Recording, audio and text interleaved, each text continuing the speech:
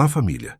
Sejam bem-vindos novamente ao nosso canal, onde desvendamos os mistérios mais profundos e as histórias mais intrigantes que a vida e, por vezes, a malícia humana insistem em enterrar. Antes de mergulharmos neste novo enigma que promete abalar as estruturas de uma pequena comunidade, peço que você já deixe seu like, se inscreva no canal se ainda não for parte da nossa família de investigadores e, claro, me diga nos comentários de onde você está nos assistindo. Hoje vamos falar sobre uma casa, mas não uma casa qualquer. Uma casa que, à primeira vista, era apenas ruínas e desespero, mas que guardava um segredo tão potente, tão explosivo, que poderia reescrever a história de gerações. Prepare-se, porque o que você vai ouvir a seguir é uma jornada de resiliência, coragem e a implacável busca pela verdade. No coração do interior de Minas Gerais, onde o sol castiga a terra e a vida é moldada pela dureza do trabalho no campo, conhecemos João. Aos 40 e poucos anos, João era a personificação do agricultor brasileiro.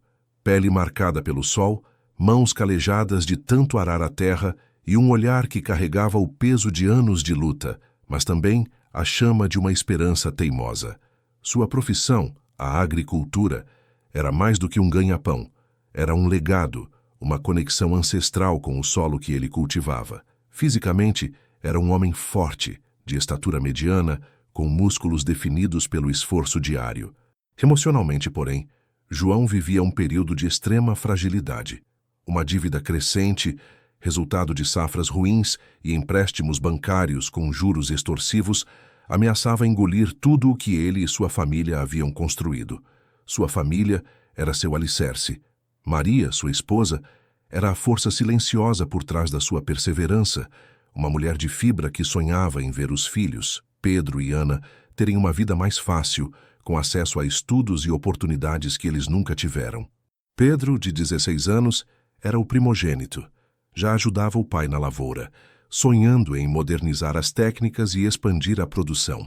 Ana, a caçula de 12, era a intelectual da família, com um brilho nos olhos que prometia um futuro longe dos campos, talvez em uma faculdade na capital.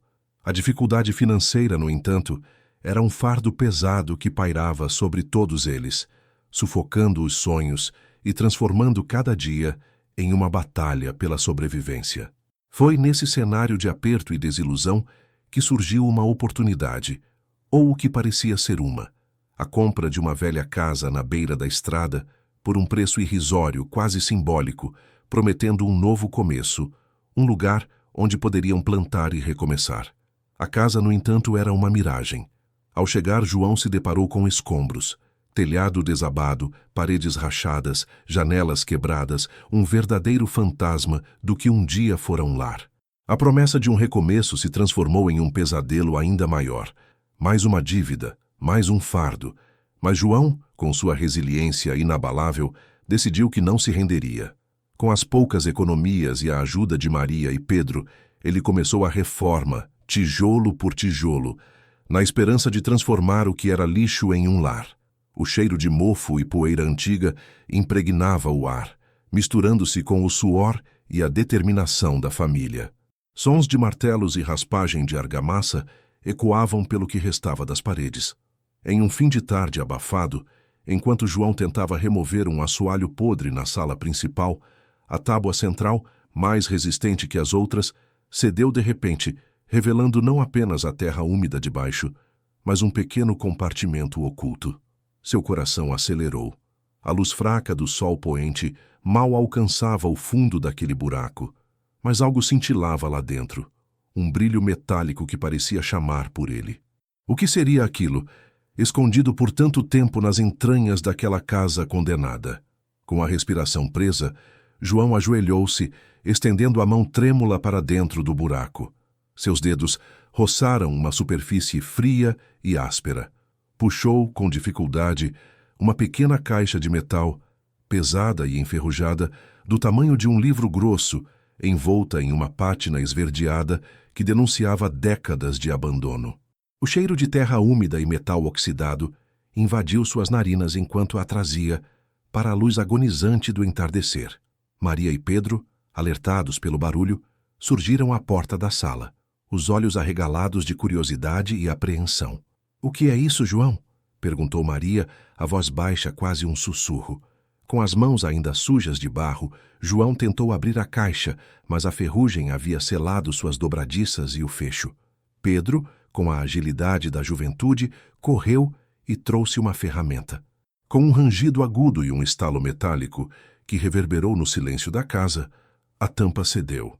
Dentro, repousavam, envoltos em um pano de linho esfarelado pelo tempo, um punhado de fotografias antigas, desbotadas e amareladas, e um pequeno diário de capa de couro já ressecada e quebradiça.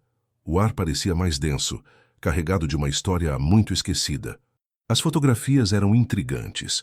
Rostos sérios de famílias de época, poses formais em frente a uma paisagem que João reconheceu como a região, mas com uma exuberância de matas e rios que hoje estavam diminuídos. Algumas fotos mostravam homens e mulheres em trajes de trabalho, com ferramentas rústicas, ao lado de construções de pedra que pareciam ruínas ancestrais. Mas foi o diário que prendeu sua atenção. As páginas, escritas à mão com uma caligrafia elegante, mas já quase ilegível em alguns pontos, começaram a revelar fragmentos de uma narrativa.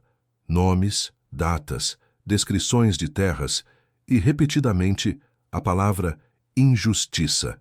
"Parece que alguém aqui tinha muito a dizer", murmurou João, os olhos fixos nas palavras.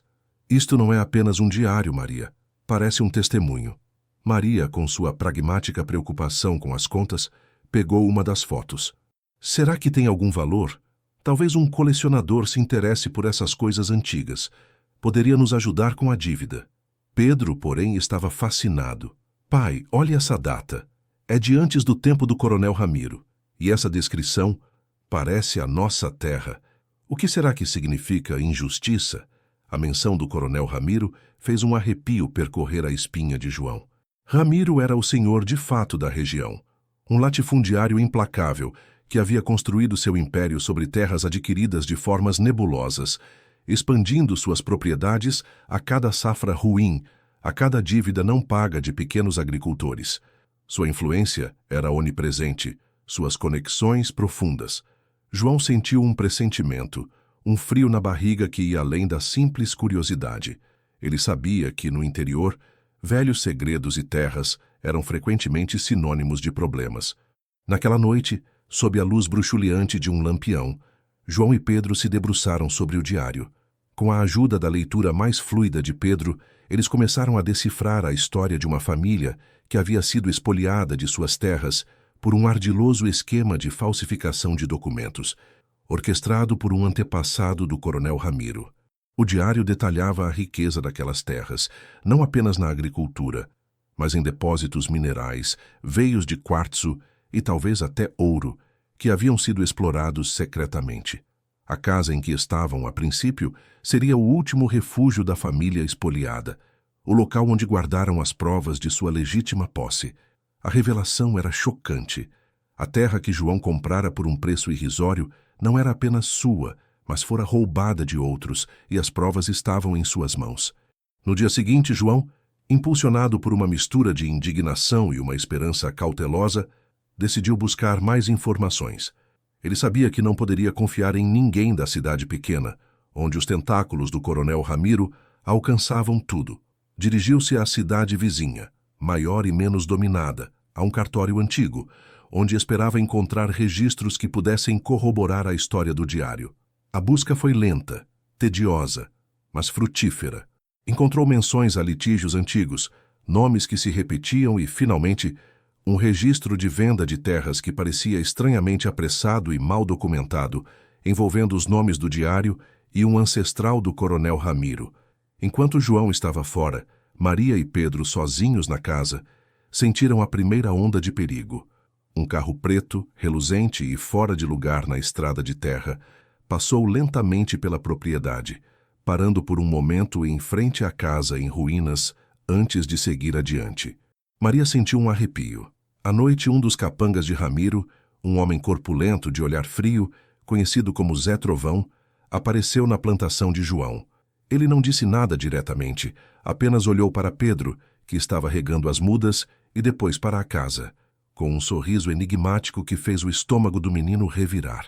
"O coronel Ramiro manda um recado", disse Zé Trovão, a voz arrastada. "Ele não gosta de gente curiosa, especialmente com coisas velhas. É bom o seu pai saber disso." A ameaça velada era clara. Ao retornar, João encontrou Maria em pânico e Pedro com o rosto pálido.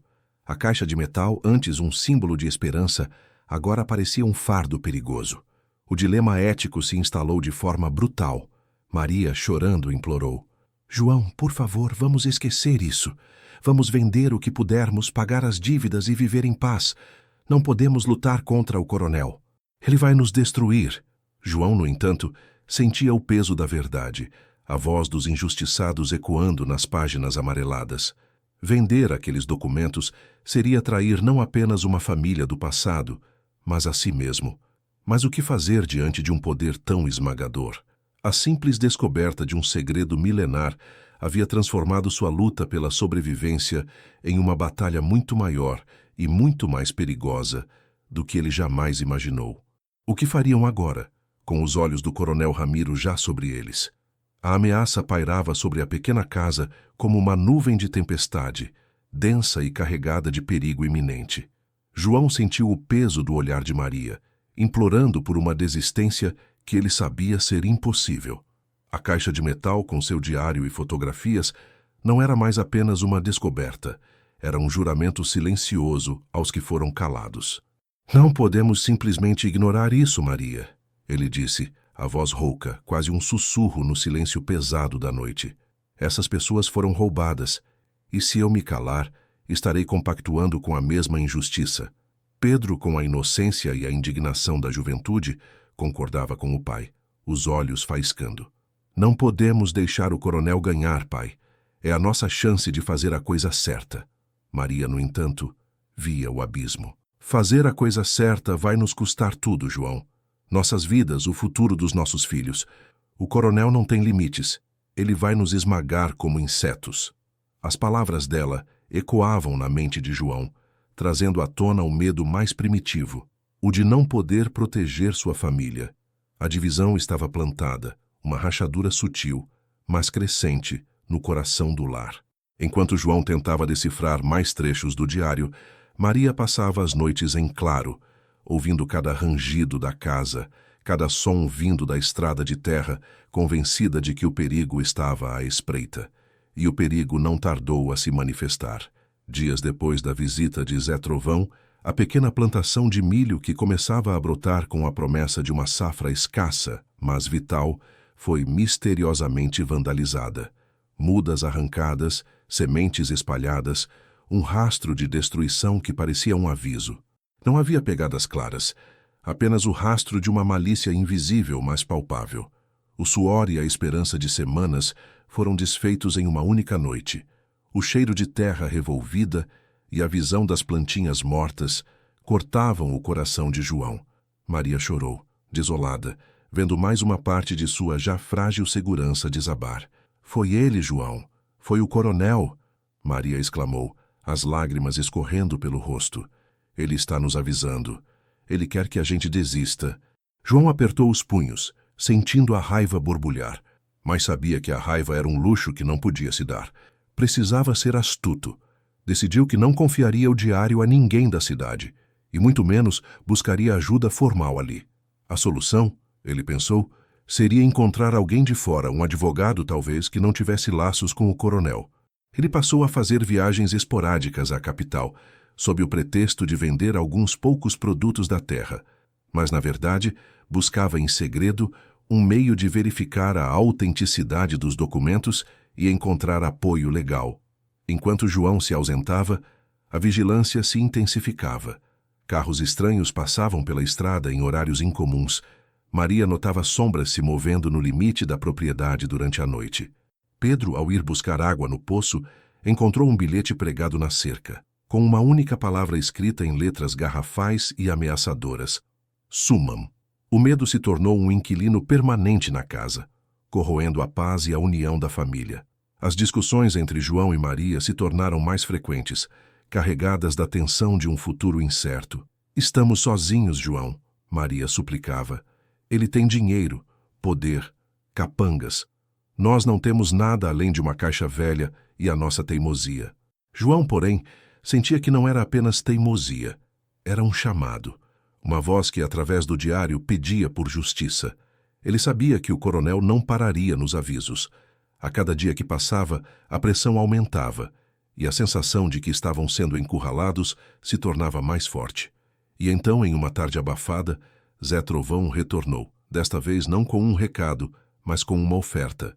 Ele se aproximou de João, que estava consertando o telhado da casa, e com um sorriso cínico, estendeu um envelope gordo. O coronel Ramiro não gosta de perder tempo, João. Ele oferece uma boa quantia para você esquecer essa história da caixa.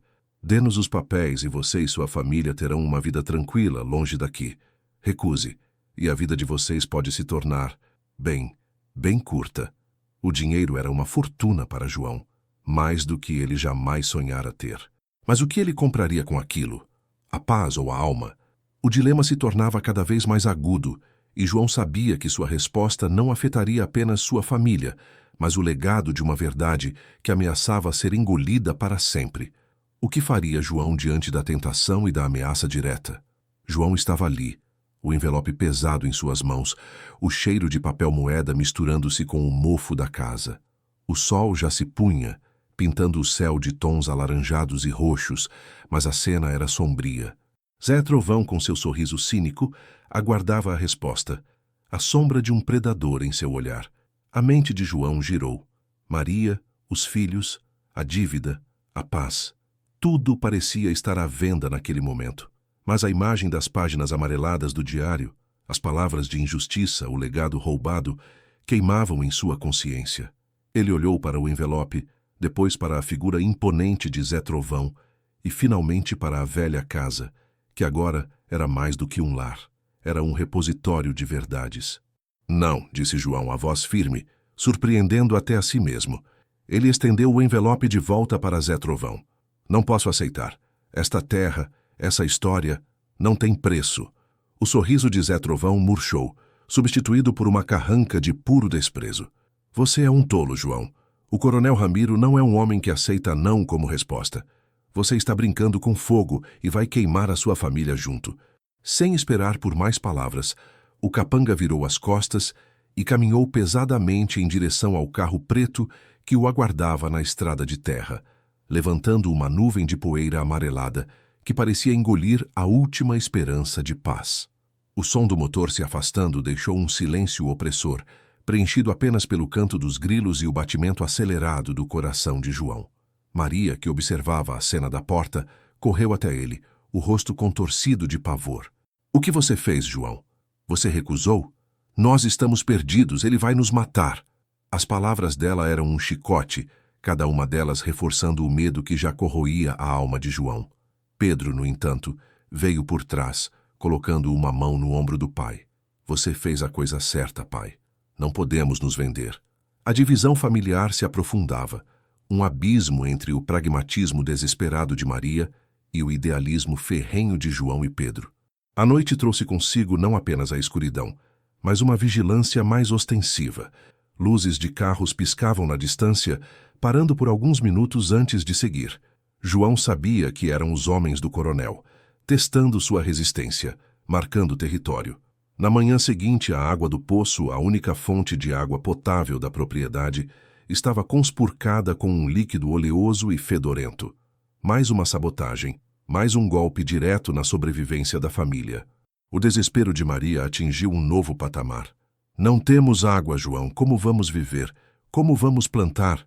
João, com a determinação endurecida, usou as últimas economias para comprar galões de água na cidade vizinha, mas sabia que aquilo não era sustentável. A pressão era imensa. Ele precisava agir e rápido. Suas viagens à capital se tornaram mais frequentes, mais arriscadas. Ele se disfarçava, mudava de ônibus, tentava apagar seus rastros. Em uma dessas viagens, em um pequeno escritório de advocacia no centro de Belo Horizonte, ele encontrou o Dr. Elias, um advogado aposentado, conhecido por sua integridade e por ter defendido pequenas causas contra grandes poderes no passado. Dr. Elias, um homem de cabelos brancos e olhar penetrante, ouviu a história de João com atenção, Analisou o diário e as fotografias. Isso é dinamite, meu caro João, disse o Dr. Elias, ajustando os óculos na ponta do nariz. Se estas provas forem autênticas, e há indícios muito fortes de que são, elas não apenas desmascaram o coronel Ramiro, mas podem reverter a posse de muitas terras na região, e o coronel sabe disso. Dr. Elias concordou em ajudar, mas alertou para o perigo extremo. Você precisa de mais do que isso, João. Precisa de testemunhas, de mais documentos, de apoio público e, acima de tudo, precisa proteger sua família. O coronel não vai parar por nada. De volta à casa, a tensão era quase insuportável. Maria, exausta e amedrontada, confrontou João novamente. Elias? Um advogado velho? O que ele pode fazer contra o coronel? Você está nos arrastando para a morte, João. Eu não aguento mais. Os meninos estão com medo, Pedro mal dorme, Ana chora à noite. A acusação dela era um golpe no coração de João, que via o sofrimento de sua família, mas sentia a impossibilidade de recuar. Ele estava preso entre a espada e a parede, a justiça ou a segurança de seus entes queridos. Em uma tarde quente, enquanto João e Pedro tentavam limpar o poço contaminado, um grupo de homens a cavalo, liderados por Zé Trovão, surgiu no horizonte, cavalgando em direção à casa. Eles não vinham com ofertas, mas com uma clara intenção de intimidar. Os cavalos pararam abruptamente a poucos metros da propriedade, levantando poeira. Zé Trovão desceu do cavalo, o chicote em punho, e olhou diretamente para João. O coronel Ramiro está cansado de jogos, João. Ele quer os papéis. Agora. Ou então... A voz dele se arrastou, e ele apontou o chicote para a casa, onde Maria e Ana observavam petrificadas da janela. O que faria João agora que a ameaça não era apenas velada, mas direta e violenta, e apontava para o coração de sua família? João sentiu um arrepio gélido percorrer sua espinha.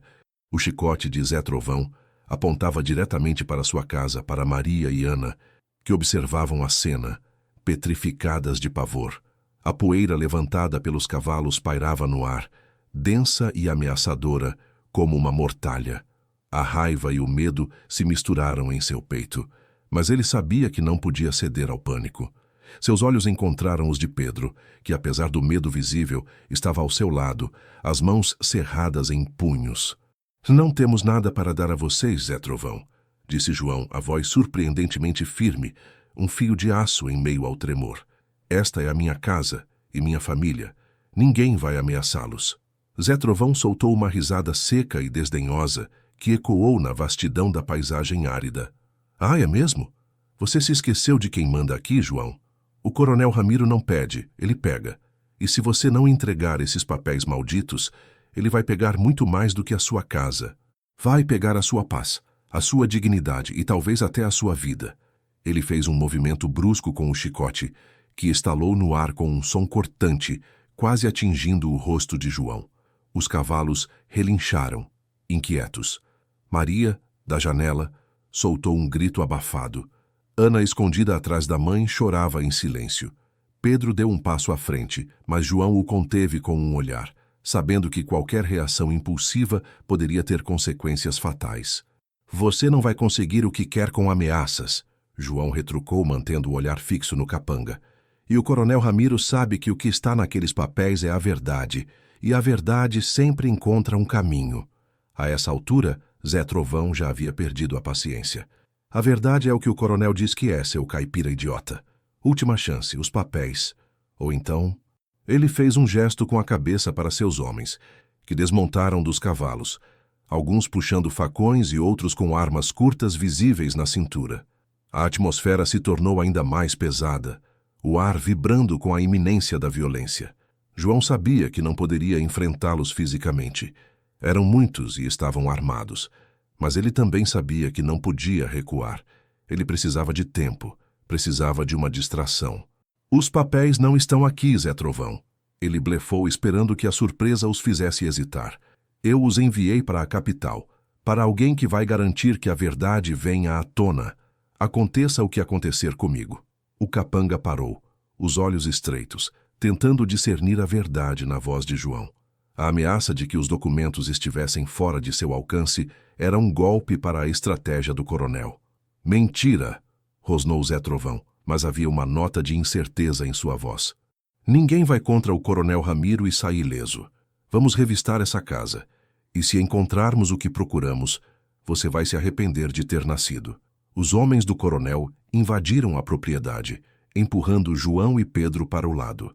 Maria e Ana foram arrastadas para fora da casa, enquanto os capangas viravam tudo de cabeça para baixo. Móveis foram quebrados, roupas jogadas no chão, as poucas panelas atiradas para fora. O cheiro de destruição se misturava ao cheiro de mofo e poeira. O diário, no entanto, não estava na casa. João, prevendo essa invasão, havia escondido a caixa em um local que só ele conhecia, um pequeno buraco sob uma pedra solta perto do córrego que cortava a propriedade, longe dos olhos curiosos. A cena era caótica. Maria chorava, abraçando Ana, enquanto Pedro tentava se soltar dos capangas que o seguravam. Zé Trovão, furioso por não encontrar nada, agarrou João pelo colarinho. "Onde estão os papéis, seu desgraçado? Onde você os escondeu?" "Eu já disse", João respondeu, a voz embargada, mas ainda desafiadora. "Estão seguros, longe do seu coronel, e se algo acontecer à minha família, o mundo inteiro vai saber de tudo." A fúria de Zé Trovão era palpável. Ele deu um soco no rosto de João, que cambaleou, sentindo o gosto metálico de sangue na boca. Pedro gritou, tentando ir ajudar o pai, mas foi contido. "Isso é só um aviso, João. Da próxima vez não vamos ser tão pacientes. E acredite, não há lugar neste estado onde você e sua família estarão seguros do coronel." Com um último olhar de ódio, Zé Trovão e seus homens montaram em seus cavalos e partiram, deixando para trás um rastro de destruição, uma casa vandalizada e uma família em pedaços. Quando o silêncio finalmente retornou, quebrado apenas pelos soluços de Maria e Ana, João se levantou, o rosto inchado e dolorido, mas os olhos fixos na determinação. A ameaça não o havia quebrado, apenas o havia endurecido. A família se abraçou em meio aos escombros de seu lar, o medo ainda presente, mas agora misturado com uma nova e feroz resiliência. Maria, apesar do pavor, olhou para João com um novo respeito. Aquele homem simples, seu marido, estava disposto a arriscar tudo pela verdade. Naquela noite, sob a luz da lua, João e Pedro começaram a reconstruir o que podiam, os sons de marteladas ecoando na escuridão. João sabia que precisava de mais do que a ajuda do Dr. Elias.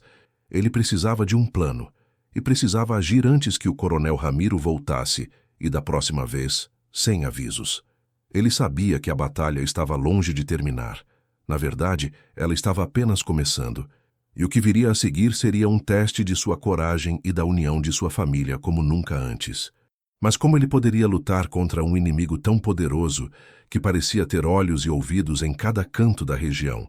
E qual seria o próximo passo do coronel agora que sua paciência havia se esgotado?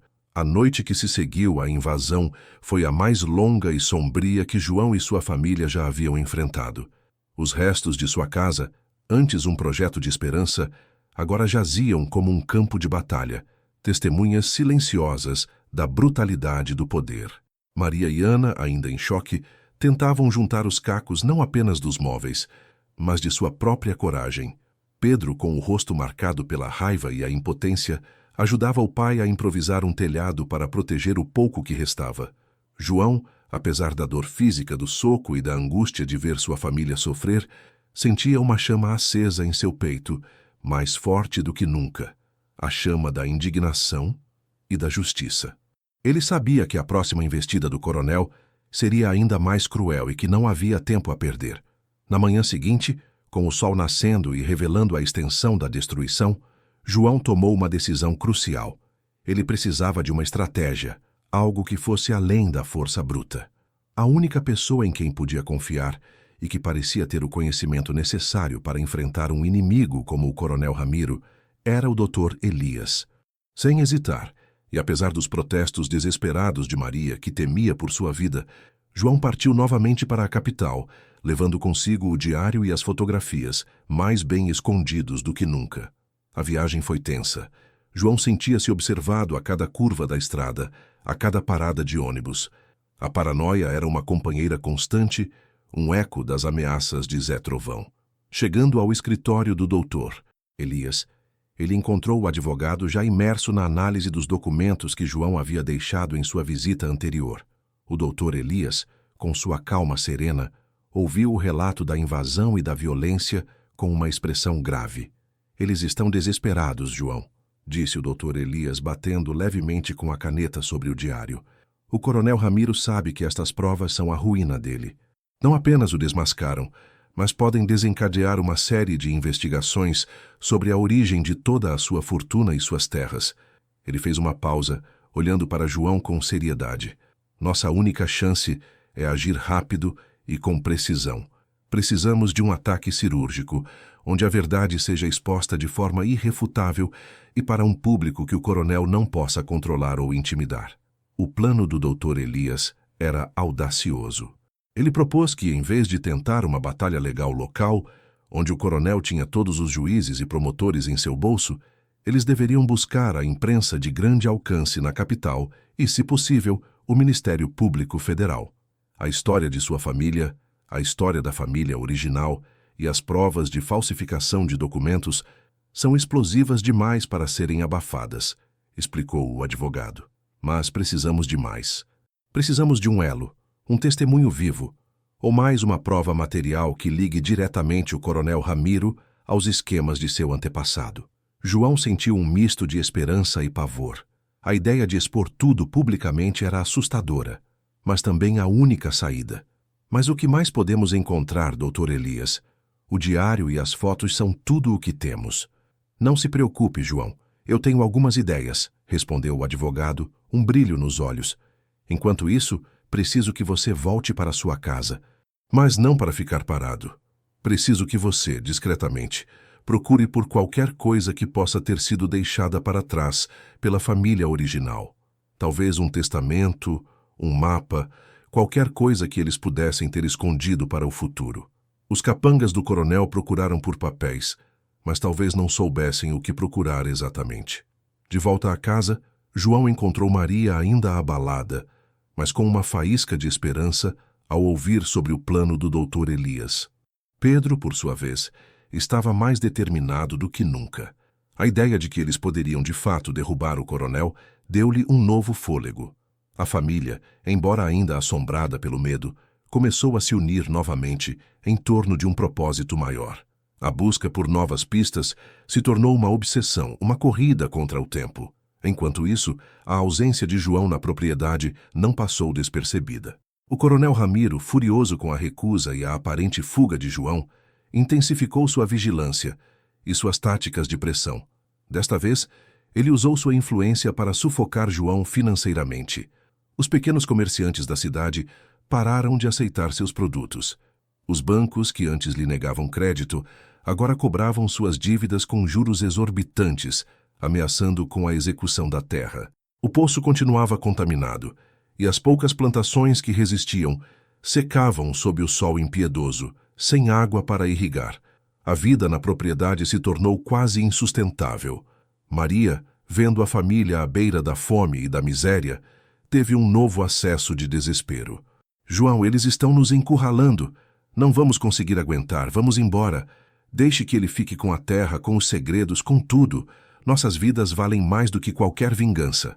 João, porém, sentia que não era mais apenas vingança. Era sobre dignidade. Ele olhou para Pedro e Ana, seus filhos, e viu neles a esperança de um futuro onde a justiça não fosse apenas uma palavra vazia. Não podemos fugir, Maria. Se fugirmos, eles vencerão. E o que ensinaremos aos nossos filhos? Que a covardia é a única saída? Apesar das dificuldades, a família se esforçou. Pedro e Ana ajudavam o pai a revirar cada canto da propriedade, cada pedra, cada tábua solta, em busca de algo que pudesse fortalecer o caso. O coronel Ramiro, por sua vez, estava cada vez mais impaciente. Ele sabia que o tempo estava se esgotando e que a teimosia de João era um perigo real para seu império. Ele precisava de uma solução definitiva e sabia exatamente quem poderia fornecê-la. Uma figura sombria, um especialista em resolver problemas, foi convocada e sua chegada à região prometia levar a escalada do conflito a um nível de perigo ainda maior, um ponto de não retorno. O jogo estava se tornando mortal e João ainda não sabia que, em breve, a família seria forçada a enfrentar um inimigo que não conhecia limites. A chegada do especialista em resolver problemas não foi marcada por estrondos ou ameaças explícitas, mas por uma sensação gélida que se espalhou pela pequena comunidade, como um veneno silencioso. Silas, como era conhecido, não tinha a imponência bruta de Zé Trovão, mas uma aura de calculada frieza. Ele era um homem de meia-idade, sempre impecavelmente vestido, com um olhar que parecia analisar cada falha, cada fraqueza. Sua presença era sentida antes de ser vista. Um carro escuro estacionado por horas a fio na estrada de terra, um vulto observando a casa de João à distância, a sensação de que cada passo da família era monitorado. A primeira ação de Silas foi sutil, mas devastadora. Em vez de violência, ele teceu uma teia de isolamento. Rumores começaram a circular na cidade vizinha. João era um lunático, um devedor perigoso, um homem que trazia azar. As poucas pessoas que ainda ousavam vender suprimentos a João, movidas pela compaixão, foram discretamente visitadas por Silas ou seus emissários. As visitas não eram ameaças diretas, mas conversas sobre os riscos de se associar a problemas. Em pouco tempo, a família de João foi completamente boicotada. Ninguém vendia mais nada a eles. O acesso à cidade era agora uma jornada hostil, marcada por olhares de desprezo e portas fechadas. Maria, já no limite, sucumbiu ao pânico. Eles estão nos sufocando, João. Não temos mais comida. As crianças estão com fome. Silas não é como Zé Trovão. Ele não bate. Ele nos mata de outra forma, devagar. As palavras dela eram um lamento, um eco do desespero que corroía a todos. Ana, a mais nova, começou a emagrecer, e seus olhos, antes cheios de brilho infantil, agora carregavam uma tristeza profunda. Pedro, embora tentasse se manter forte, sentia o peso da situação, a impotência diante daquela guerra invisível. João, no entanto, sabia que ceder agora seria o fim. A busca por novas provas se tornou ainda mais urgente. Ele, Pedro e até Ana, com sua curiosidade infantil, vasculhavam cada centímetro da propriedade. Eles imaginavam onde um antepassado, em desespero, poderia ter escondido algo crucial. Eles reviraram o antigo celeiro, examinaram as paredes da casa em busca de compartimentos secretos, cavaram perto das raízes de árvores centenárias. Foi Ana, com sua pequena pá de brinquedo, quem fez uma descoberta. Enquanto brincava perto de um velho pé de jatobá, uma árvore massiva e antiga no canto mais isolado da propriedade, sua pá bateu em algo sólido e oco. João e Pedro correram. Com cuidado, eles removeram a terra e encontraram uma pequena caixa de metal enferrujada, quase engolida pelas raízes da árvore. A caixa estava lacrada, com um brasão desbotado que João reconheceu das páginas do diário. Dentro, embrulhados em um pano de seda envelhecido, havia alguns documentos. Não eram os títulos de propriedade que eles esperavam, mas uma série de cartas. As cartas eram de um dos ancestrais de João, um homem chamado Inácio, datadas do início do século XX. Eram correspondências trocadas com um juiz da época, detalhando as artimanhas do então coronel Ramiro, avô do atual, para fraudar terras e intimidar pequenos proprietários. As cartas descreviam não apenas as falsificações, mas também a localização de um segundo testamento, o verdadeiro, que havia sido ocultado e que nomeava a família de João como legítima herdeira de vastas extensões de terra, incluindo a propriedade do próprio coronel Ramiro.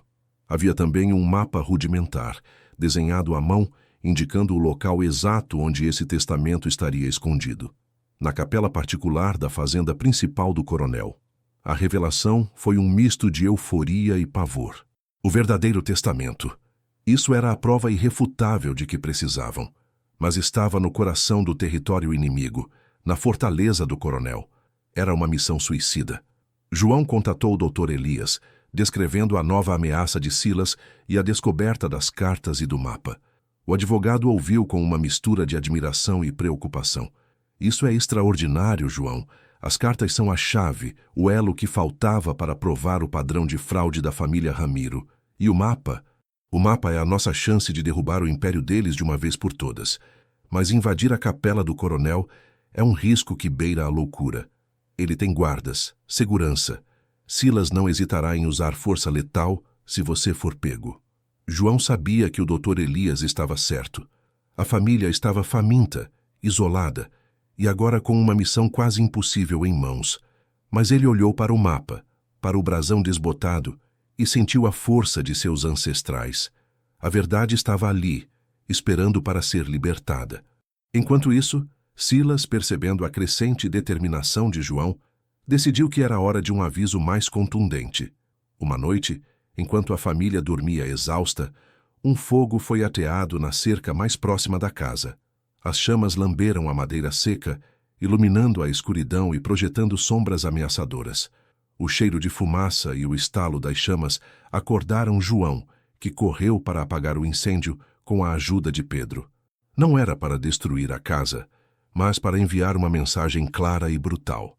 Eles estavam na mira, e o próximo alvo poderia ser algo mais precioso que uma cerca. O coronel estava perdendo a paciência, e Silas estava pronto para levar a situação ao limite, sem se importar com quem seria ferido. O confronto final se aproximava, e João sabia que precisava agir antes que a próxima chama consumisse tudo o que ele amava. A pergunta não era mais se ele iria, mas como ele invadiria o covil do leão, e se conseguiria sair de lá com a prova definitiva sem perder a própria vida ou a de sua família. A noite era um manto pesado e sem estrelas, o cheiro de terra seca e fumaça ainda pairando no ar após o incêndio na cerca.